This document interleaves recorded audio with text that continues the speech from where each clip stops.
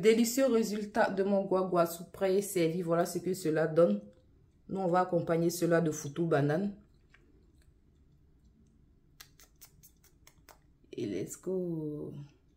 Hello guys, contente de vous retrouver pour une nouvelle recette tout en espérant que vous vous portez bien. Quant à moi, je me porte bien. J'espère que Dieu prend bien soin de vous. Il le fait pour moi et on lui rend toute la gloire.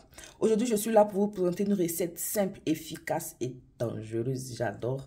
On va faire de la sauce guaguasu. C'est quoi le guaguasu? Guaguasu, c'est de la sauce qui vient spécialement de la Côte d'Ivoire. C'est de l'aubergine mélangée au gombo. C'est ce qu'on appelle chez nous de la sauce guaguasu. Ça vient un peu du centre de la Côte d'Ivoire. Mais on en consomme ça partout, que du nord au sud, en passant par l'est et l'ouest. Tout le monde adore guaguasu. Donc pour cela, je me suis muni de quelques poissons fumés carpe, un poulet fumé. J'ai aussi des tripes que j'ai déjà pré-cuits, un peu de poisson fermenté appelé aussi adjovan. J'ai aussi quelques aubergines, 2 tomates, 3 piments. Le piment, le nom il reste facultatif, en mettez comme vous en consommez du moins.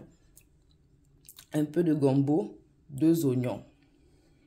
Et pendant que je me prépare à passer là à ma recette, si vous n'êtes pas encore abonné, c'est le moment de le faire, de cliquer sur la cloche de notification pour ne rien rater de mes nouveaux délices. Et si aussi vous avez aimé la vidéo, n'hésitez pas à lâcher un gros pouce bleu, c'est ce qui vous permet de soutenir la chaîne. Et let's go!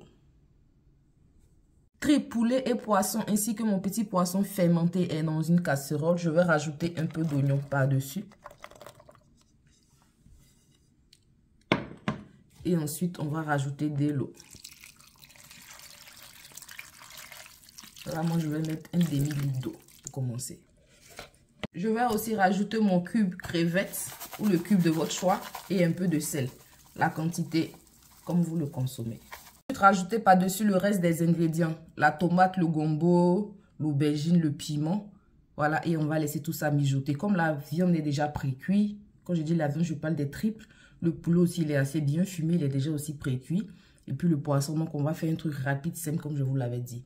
Et là, on referme la casserole et on laisse mijoter. Et 25 minutes plus tard, je viens retirer mes ingrédients pour pouvoir les mixer grossièrement dans mon tablier. Voilà, on va retirer aubergine, gombo et piment ainsi que la tomate.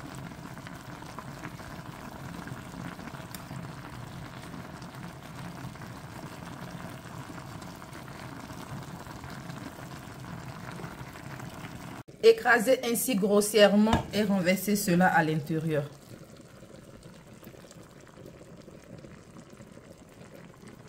Rincer le tablier et rajouter à l'intérieur ou ce que vous avez utilisé pour mixer.